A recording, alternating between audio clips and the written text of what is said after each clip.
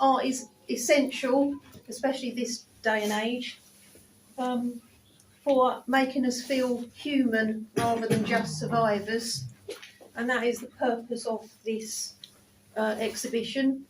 The other purpose of this exhibition is we want that corner there. Do you see that corner? Yeah. That corner is a broom cupboard.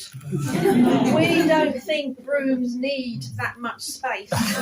We do think that art needs a bigger space. Yeah. Yes, here. The purpose of this exhibition, the reason it's hung packed, although it's beautiful and bright, is because we're trying to show the council and the art centre that this is just, it took, November the call went out and we're February, so only a couple of months, and this is the reaction.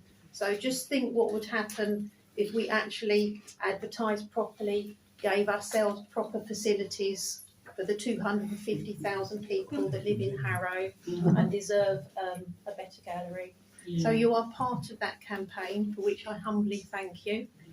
Enjoy the evening, drink the wine, eat the crisps, celebrate each other's art, talk to each other about how you've created the piece you've created, get inspired by each other, and then next year submit something bigger, better, more of it, and we will spill down the corridors, and hopefully the council will start listening to us. And please do come and visit Harrow Open Studios in June. A lot of us here open our studio to you. It's another free event because we love art, we like to talk about it. As you can see, I'm still on this chair talking about it.